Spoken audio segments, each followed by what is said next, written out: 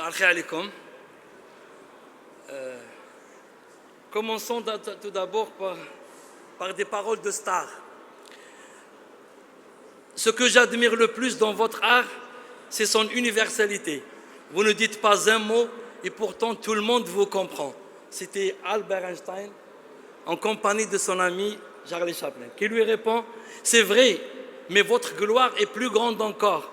Le monde entier vous admire alors que personne ne vous comprend. » Je connais vraiment l'équation d'Einstein. Quant à moi, cet après-midi, mon souhait, c'est d'être écouté, d'être bien compris, apprécié et pourquoi pas applaudi. Alors, est-ce que pour vous, c'est un vrai départ dans la vie? Ils ont le même âge, même tenue vestimentaire, chacun d'eux, il y a quelqu'un qui le pousse. Est-ce que c'est le vrai départ? Ou bien la course a déjà commencé? Eh bien, c'est une course de 1000 jours, sur laquelle on va revenir tout à l'heure. Il s'agit des premiers 1000 jours de la vie, là où tout commence, là où se détermine le cours de la vie d'un enfant. Voilà, je suis là, je suis le fer. On commence à parler de notre star de ce matin, qui est le fer, tout en oubliant l'homme de fer des Français, Iron Man des Américains, et même la dame de fer des Anglais. Le fer, il est là et il ne peut pas ne pas exister. Il est le 4e constituant de la Terre, après l'oxygène, le silicium et l'aluminium. C'est un oligoaliment, c'est-à-dire qu'il se trouve avec des quantités très très minimes. Son origine, c'est l'alimentation. Il n'y a pas de fer sans alimentation. Il est absorbé par l'intestin.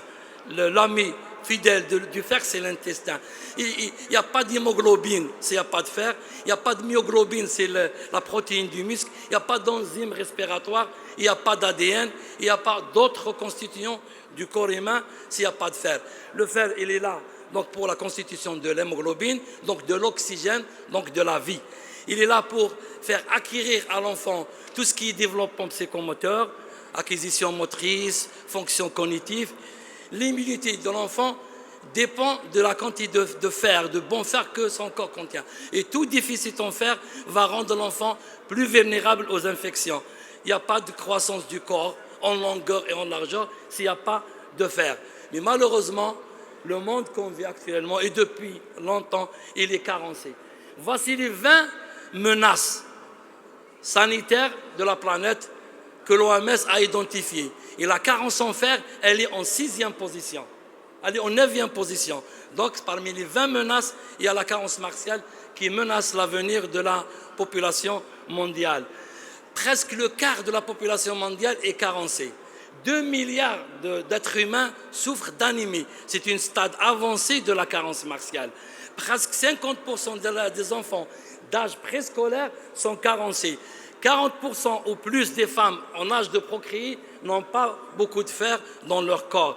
20% des décès maternels sont dus à la carence martiale et 2% est le déficit dans le produit brut causé par cette carence mondiale, causé par ce fléau mondial.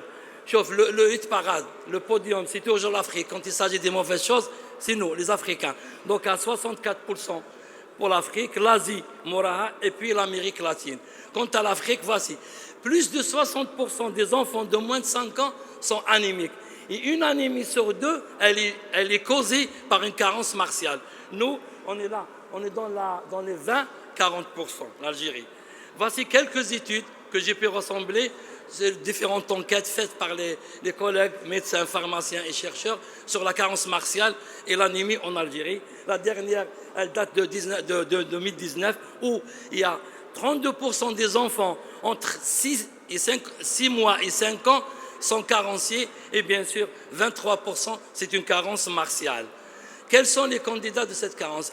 Bien sûr les anémies maternelles, l'enfant qui naissent d'une mère carencée, il va avoir une carence martiale. Les grossesses rapprochées vont rendre la femme carencée. La prématurité, l'enfant qui est né avant terme, qui est né avec un faible poids, est candidat à cette carence. Les hémorragies pendant l'accouchement, également, c'est une cause. La consommation précoce de lait de vache, l'allaitement prolongé, même s'il s'agit de l'allaitement maternel, sans bonne diversification à l'âge de 6 mois, kiff, c'est un facteur. La géophagie, on va dire tout à l'heure un mot, c'est les enfants qui mangent la la terre. Et bien sûr, les jeunes filles adolescentes qui vont commencer leur menstruation, ils peuvent être candidates à des carences martiales. D'où vient le fer? On a dit tout à l'heure que c'est l'alimentation. Voilà un fameux tableau que vous pouvez trouver n'importe où. Mais ce qui est intéressant, c'est de comparer la teneur en fer et le fer absorbé. Et là, vous allez découvrir au milieu ce qu'on appelle le coefficient d'absorption, c'est-à-dire, ce n'est pas la quantité de fer que contient un aliment, le rend, c'est-à-dire intéressant. C'est beaucoup plus quelle est la part du fer absorbé, métabolisé, utilisé après sa digestion qui le rend bon ou mauvais aliment. Quoi encore? L'histoire de Popeye, bon, vous la connaissez tous. En fin de compte, ce n'était pas le fer. Hein. Les responsables américains, quand ils ont demandé à Segar de créer un personnage, c'était pour promouvoir la consommation de la vitamine A. Et les épinards contiennent un bêta-carotène qui est le précurseur de la vitamine A. Et il n'a jamais été question de fer. Donc on ne sait pas le faire. Donc Popeye, donc il a terminé sa vie comme ça. Ce qui nous ramène à dire il y a fer et fer. Il y a le fer qu'on appelle immunique qui est dans la viande, dans le lait maternel, dans les différents laits. Et le lait non immunique, les plantes vertes. Pour la même quantité de 100 grammes de steak haché ou de haricots verts cuits, il n'y a que 0,38 mg de fer qui arrive au niveau du sang, contre presque le double quand on prend un steak haché. Donc pour la même quantité, il y a presque la moitié absorbée. Donc c'est pas hadid. OK? Parce qu'il y a aussi la notion d'inhibiteur de l'absorption du fer, tel que le thé, le vin, le café, le raisin, etc. D'où le conseil qu'on a l'habitude de donner aux malades de prendre le fer loin du repas. Cette notion de coefficient d'absorption, elle est là, elle revient aussi pour comparer le fer immunique et non immunique. Vous voyez comme même les laits infantiles, ils sont un fer immunique mieux que celui des végétaux. Bien sûr, le hit parade, il est tenu par le lait maternel, presque un coefficient d'absorption de 50%. Le meilleur fer à absorber, il est là, c'est la viande bovine, le foie, le poulet, etc. Par contre, tout ce qui est riz et épinards, ça vient en dernier. Quelles sont les conséquences de la carence? Une notion très importante. Il y a deux dangers. Il y a la carence, une période où l'enfant il y a moins de fer, et là on peut agir. Si on ne va pas agir, il va faire une anémie qui est passée inaperçue, il va arriver à l'anémie maladie. Donc ce qui est intéressant, c'est d'agir quand il y a une diminution de réserve du fer. L'enfant, il est faible, il est irrité, il est apathique, il fait beaucoup d'infections, beaucoup d'angines, beaucoup d'otites, et on ne sait pas. Il mange de la terre. Il y a aussi un phénomène, peut-être il y a un peu de monde qui le connaît, c'est le désir impérieux à avoir de la screen. Ça fait partie des carences martiales cachées. Les fonctions endocriniennes ne vont pas grandir bien comme il faut, et ça va causer un absentéisme scolaire et bien sûr un retentissement économique. Mais ce qui est plus grave, ce n'est pas question parce que non, c'est son avenir cérébral, entre parenthèses, qui est menacé. Voilà ce que peut causer une carence martiale non corrigée à temps. Donc un retard de développement psychomoteur et cognitif, un déficit de l'attention et de la mémoire, un déficit visuel et auditif, une diminution des performances scolaires et même un trouble du comportement. Et si on n'agit pas à temps, ça va être des effets qui vont persister le long de la vie. Pourquoi? Voici l'explication. Ça, c'est les 5 étapes de la formation du système nerveux, de la cellule nerveuse. Tout passe par la quantité importante de fer durant les premiers jours de la vie. Là, les 2 premiers mois, les 6 premiers mois, là où le système neurologique, là où le système cérébral, là où le cerveau se développe chez l'enfant. Et tout manque de fer pendant l'une des étapes, ça va exposer l'enfant à être attardé, mental, mémoire, comportement, etc. Chauffe un échantillon, en principe c'est un S, un enfant AFS. Des enfants qui ont ce qu'on appelle le syndrome d'hyperactivité avec déficit de l'attention. Une fois qu'on les a supplémentés, la moitié des symptômes sont disparus.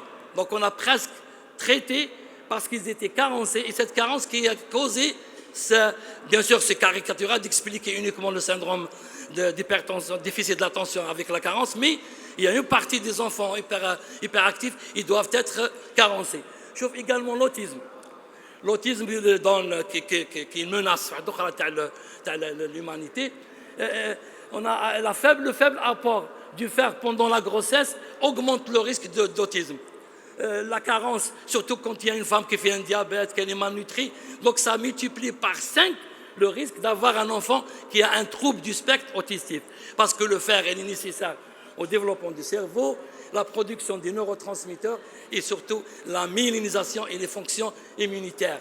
Un exemple aussi, l'échec aux examens de mathématiques.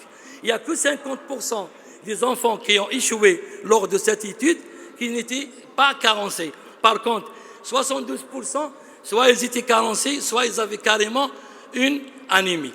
Vous voyez? Et là, ce qui fait encore peur, c'est un article récent, qu'il y a des enfants qui ont fait des AVC. C'est peu d'enfants qui font des AVC. Hein. Et bien, une étude qui a découvert qu'une partie des enfants qui ont fait un accident vasculaire cérébral, ils avaient une carence martiale grave. C'est officiel, hein. C'est la haute autorité européenne de la sécurité des aliments, c'est la police de la nutrition en Europe. C'est ce qu'elle dit dans son résumé.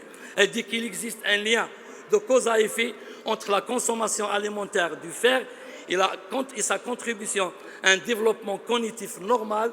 La population cible, c'est le nourrisson et le jeune enfant de moins de 3 ans. Ça, c'est une constatation par une grande agence qui s'occupe de la nutrition et de l'alimentation en Europe. Notre résumé, c'est que le fer il est essentiel au développement du cerveau. Le déficit en fer constitue un facteur aggravant même quand il n'y a pas d'anémie. Le déficit chronique, il affecte le cerveau en développant et entraîne des lésions permanentes irréversibles si le traitement préventif est précoce. Pour prévenir tout ça, il faut agir en particulier pendant les 1000 premiers jours de la vie. Alors, c'est quoi ces 1000 premiers jours de la vie? Les voici. Ça commence depuis la fécondation jusqu'au 2e anniversaire. Donc, depuis la fécondation, un tel 2e anniversaire, c'est la période que définit les premiers 1000 jours de la vie. Donc, la course, elle a bien commencé. La course, elle a bien commencé avant le départ de ces enfants. Sauf les 2 premières années, la croissance, c'est les enfants. Sauf, ils gagnent beaucoup plus que les autres périodes. Même, il y a le pic de croissance, c'est à l'adolescence, ça n'atteint pas la qualité ou l'intensité du gain de croissance de moins 9 mois, c'est-à-dire depuis la vie utérine jusqu'au 2e anniversaire. C'est la phase où l'enfant gagne en poids, en taille, en périmètre crânien, etc. D'où l'importance de cette notion de 1000 premiers jours de la vie. Quand on est bien, dès le départ, on évite la prématurité, le retard cognitif, les maladies infectieuses, l'allergie, etc., etc. Pourquoi? Parce que l'enfant, ce n'est pas un petit adulte, c'est le petit de l'adulte. L'enfant, il a un estomac 5 fois moins que l'adulte. Il a besoin 7 fois plus de fer. Il a besoin presque 5 à 8 fois de vitamines A, C et D et 1,5 d'acides gras essentiels. Donc là, les besoins nutritionnels du jeune enfant sont beaucoup plus élevés que l'adulte et l'estomac, il est moins. Et de ce qui rend la qualité de ce qu'on lui propose, c'est ça le plus important et non pas la quantité. Et l'alimentation doit donc être riche en micronutriments et le fer, c'est le star de ces micronutriments. Il a besoin de 7 fois plus, mais malheureusement, il n'y a que 5 à 25% du fer qui peut arriver. D'où la nécessité de chercher le bon fer, le meilleur fer, le fer qui est disponible, le mieux disponible et le mieux absorbé pour essayer d'assurer une croissance normale, un développement cérébral normal et une protection contre les infections. Et là, j'arrive à une vérité.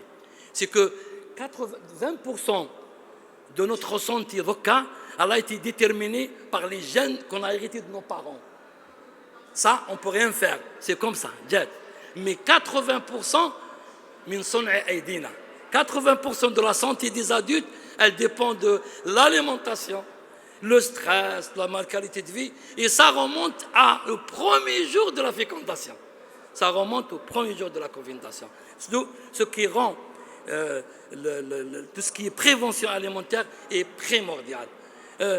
Toute insuffisance et tout excès durant cette fenêtre, on appelle la fenêtre d'opportunité et on appelle cette histoire programmation nutritionnelle. C'est-à-dire la programmation nutritionnelle, elle se fait tôt dans la vie. Et tout apport, tout apport insuffisant ou excès, malbouffe, malnutrition, surnutrition, elle va avoir des conséquences très graves. Par exemple, sur le développement du cerveau, c'est un futur malade. Il y a déclin des fonctions cognitives, d'apprentissage. La croissance somatique, si elle est atteinte, donc c'est un futur petit, malnutri, hypotrophe, etc. Et surtout le plus grave, c'est que le développement métabolique se fait mal, d'où exposition à l'âge adulte d'hypertension artérielle, diabète, obésité et accidents vasculaires. Intervenir dans les 1000 premiers jours de vie, notamment en procurant une alimentation saine et adéquate pour la mère et l'enfant, même sèche la grossesse, permet de sauver 10 millions d'enfants chaque année. Et croyez-moi, cette histoire, cette notion, c'est pas comme ça, c'est sérieux. Hillary Clinton, en 2012, la campagne électorale Hillary Clinton, elle a fait grand tapage médiatique concernant les 1000 premiers jours de la vie. Macron, en 2020, a désigné des experts pour préparer un rapport qui est en train de se mettre sur le terrain. Il a été appelé les 1000 premiers jours de la vie, là où tout commence. Et pour paraphraser ce sage américain, l'ancien esclave qui a fait exploit aux États-Unis, qui a dit il est sage de construire un nouveau être, je dis, que de réparer un adulte cassé, mal fait. ومن هذه احنا جبنا واحد الشعار قلنا كول يا صغري الكبري. C'est-à-dire on résume la place de la nutrition les 1000 premiers jours par cette phrase كول يا كبري الصغري. Eh bien, واش ناكل? Comment on doit agir? Eh bien, les 2 premiers jours de la grossesse, les 6 premiers mois et l'alimentation entre 6 et 24. On commence par la grossesse. Si on veut réagir pendant la grossesse, c'est ça. Il faut supplémenter les femmes qui ont besoin pendant la grossesse. L'accouchement doit être assisté. Les enfants prématurés, retard de croissance, les jumeaux, ils doivent prendre du fer le premier mois de leur vie. Supplémenter les femmes après l'accouchement, surtout celles qui avaient des accouchements très difficiles. Et bien sûr, les enfants qui ont besoin. La naissance. Je m'appelle les maternelles. Rapidement, hein? Le jaune, c'est le maternel, le blanc, c'est le non maternel. Lait de vache. Non. Corrigez Madame Sharif, c'est le lait maternel. C'est le lait maternel, il passe au début tété par un lait clair, parce qu'il contient beaucoup d'eau et des sucres, des vitamines, à un deuxième lait plus épais, parce qu'il contient du sucre et des graisses. Le lait كان قاعد ثقيل, l'enfant ياخذ شويه ويتقام, il arrête. Avec un estomac petit, il n'aura pas assez de graisse et de protéines. Donc, Rabbi donne l'hors d'œuvre ou le plat de résistance. Il prend l'eau au début, les micronutriments, on va dire les macronutriments, les protéines et les gaz. Mais malheureusement, je vous les chiffres. Quelques chiffres. Hein. Bon, Afrique du Sud et de l'Est, ils arrivent à 50%. L'allaitement pendant les 6 mois, on est à peine à 3%. Dans les 194 pays examinés, l'OMS a trouvé que 40% d'allaitement exclusif à 6 mois et 23 pays qui ont vraiment atteint un taux supérieur à 60%. D'où l'objectif, le fameux objectif de l'OMS d'ici 2025, Inch'Allah, c'est que 50% des enfants vont prendre le lait maternel dès les premiers jours pour sauver quelque chose comme 1 million d'enfants à travers le monde. Pourquoi pas le lait de vache? Oui, je ne suis pas. Oui, vous n'êtes pas en mer. Je vous le faut le lait de vache et le lait de mer. Il n'y a pas photo. Ça ne ressemble pas. Le lait de vache, ça ne ressemble pas à un lait de mer. Le lait de chèvre, tout à l'heure, les collègues journalistes m'ont demandé. Le lait de chèvre, kiff, il ne ressemble pas au lait de mer. Attention, il a les mêmes caractéristiques que le lait de vache. Et encore pire, hein, je vois la différence entre les deux. Plus de protéines, plus de sodium, de potassium. Donc, le lait de chèvre, attention à cette mode, il ne convient pas aux enfants. حليب البقرة لوليد البقرة وحليب المعزة لوليد المعزة. Normalement, حليب المرأة لوليدها. La différence, c'est les mères et les autres mammifères. Il n'y a pas photo. Et encore la mode, les laits végétaux, soja, etc., les amandes, ça ne ressemble pas. Wesh jab el jab, d'accord? Encore, plus grave, le lait de vache. Mais au force كمية تحديد, en plus il fait perdre. C'est une étude où les enfants qui prenaient du lait de vache perdaient du fer dans le sel. Deuxièmement, ceux qui prenaient du lait de vache, ils avaient un risque de déshydratation beaucoup plus important que les enfants qui prenaient des laits infantiles ou le lait maternel. Enfin, ils exposent à l'obésité. L'obésité, le gros bébé, parce que c'est un bébé, c'est un futur malade exposé aux maladies métaboliques à l'âge adulte. Il n'y a pas photo, la différence entre les laits de vache, les mères et les laits infantiles. Il n'y a aucune ressemblance. Le lait. Attention, on fait beaucoup d'erreurs quand on commence à alimenter les enfants en diminuant le lait, en disant non. Entre 6 et 8 mois, le lait doit représenter 60% de la ration énergétique. 9-11 mois, il doit rester plus que 50% de l'énergie doit provenir du lait. Encore même jusqu'à 2 ans, le lait reste 40% de la ration de l'enfant qui prend quotidiennement doit être du lait. D'accord? Soit les maternelles, à défaut les laits infantiles. Et par ces très jolies photos que j'amène avec moi là, c'est au Sénat, Australie, elle est son enfant.